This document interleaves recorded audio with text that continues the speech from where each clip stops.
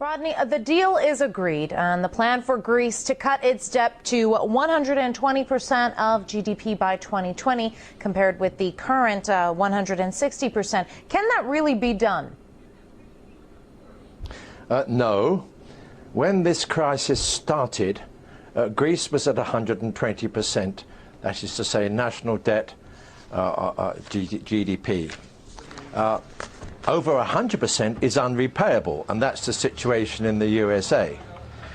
If you add in the austerity measures, it goes up to 170%, and then after 8 years it comes down to another unrepayable level, which is 120%.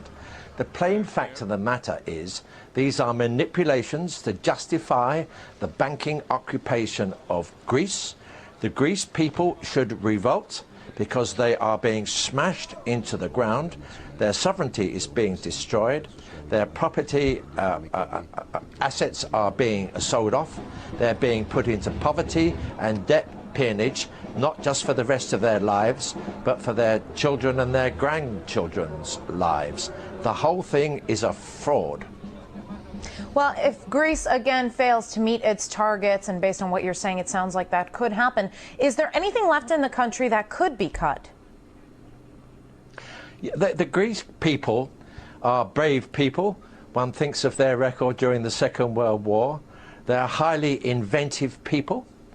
All that they need, in fact, is a new policy.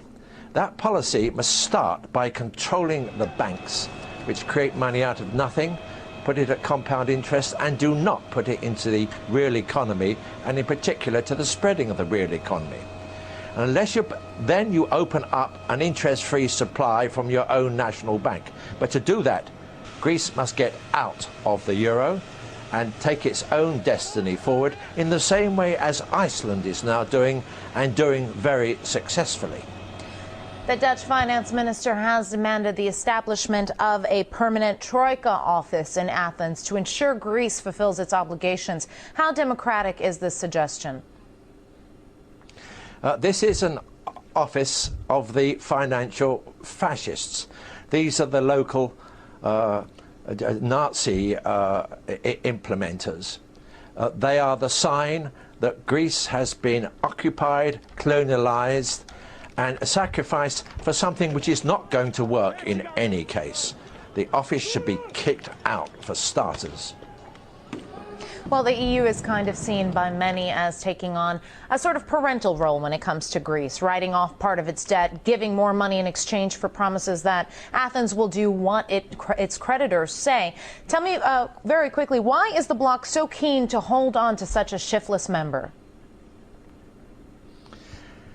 I didn't hear all the question, but the fact of the matter is that the IMF, the EU and the European Central Bank are trying to preserve the situation in Greece, to uphold a crumbling system which is now completely out of control, which is increasing debt all the way around the world, which is not taking account of the fact that jobs are being destroyed by technological shifts, which takes no account of the manipulations, the fraudulent manipulations which come from the uses of computers, for example.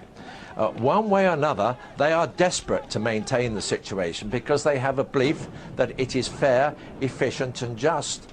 They also think it will come back into balance. It is not fair, it is certainly not efficient, it is not just, and it is not coming back into balance. So you're really seeing part of an overall downward turn, which is going to go on for the next 10, 15 or 20 years. Thank you. That was political analyst Rodney Shakespeare from London.